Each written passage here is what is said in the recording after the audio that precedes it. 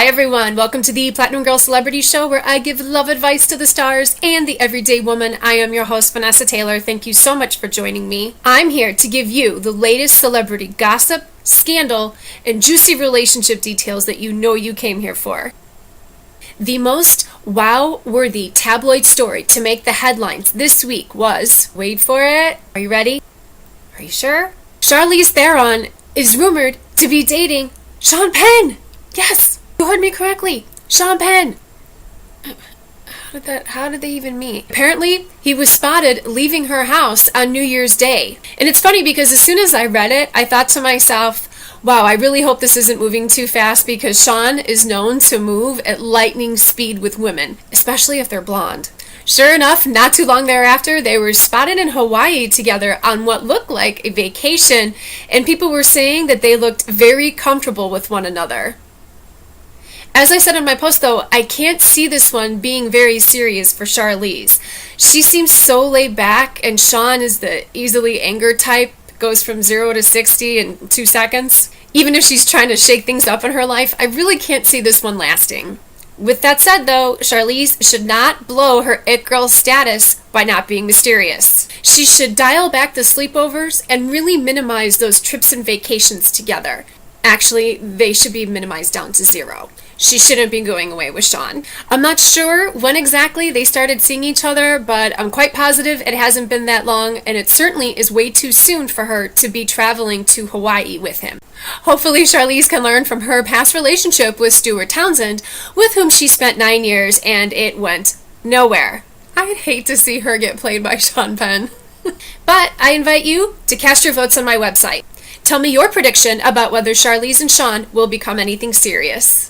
When we come back next week, I'll give you the poll results and my take on what I see happening with these two.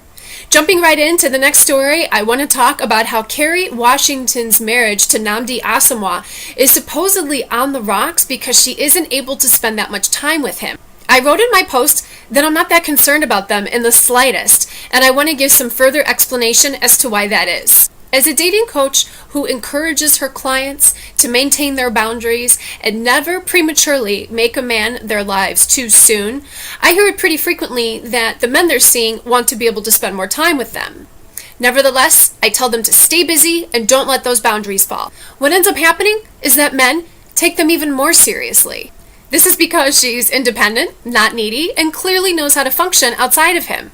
Never, not once, have I ever heard of a man leaving because the woman is too busy for him.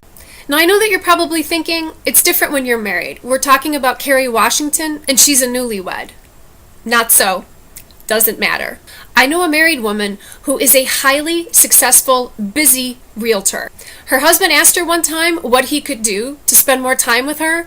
Her answer was, become a realtor. So he did.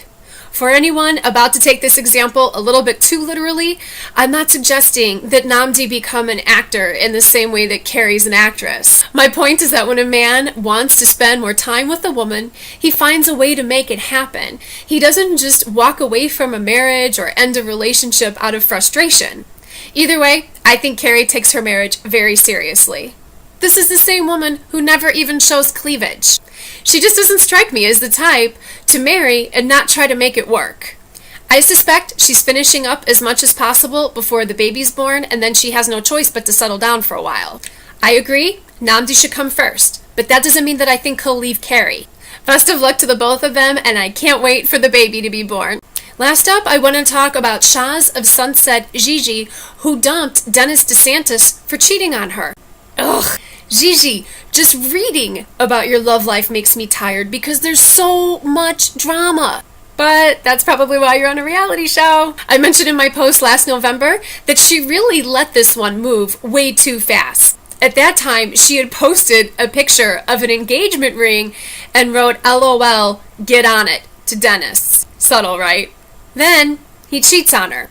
How do we know this? Because she tweeted it. This is why you should take your relationship slowly. When you move too fast with a man in the beginning, there's a tendency to go really, really high, higher than you even should be. You start to fantasize and building him up in your mind as the one without ever really knowing him. Hence, when it falls apart, you fall down hard with it. It can be devastating. Everything vanishes, and your dream that you built up in your head poofs, and you end up feeling crazy. There are some women who like drama, and quite frankly, Gigi might be one of them. But if you're tired of being hurt, remember that all of this is within your control. It can simply be done just by moving slowly in your relationships. Sorry, Gigi. Better luck next time. Moving on to the results of last week's poll, I asked you all to vote on whether Tori Spelling was going to leave her husband, Dean McDermott, for cheating on her. The results? 75% of you said no way, she's not going to leave him, and 25% of you said that she would.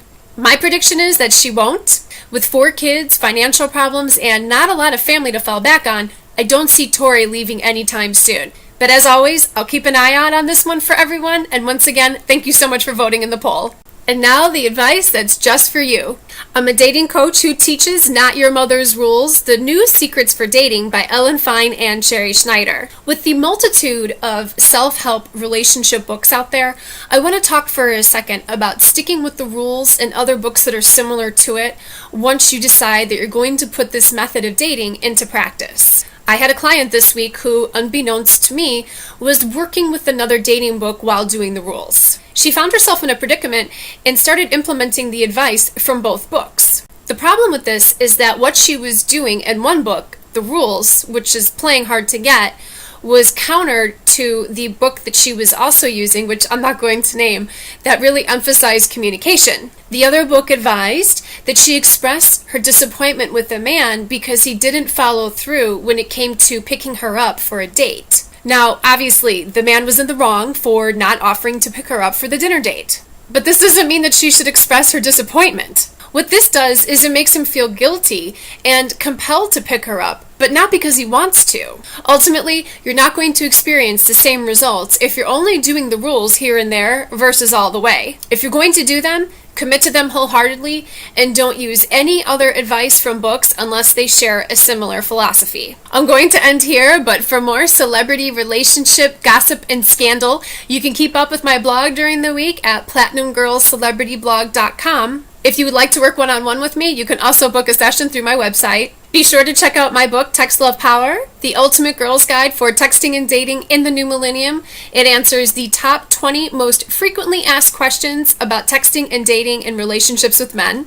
Finally, I hope you enjoyed this video. If you did, please give it a thumbs up. And if you really like it, I hope that you share it. Thank you for watching. And once again, I am your host, Vanessa Taylor, saying goodbye to you from the sunny city of angels just outside of Tinseltown. Bye, everyone.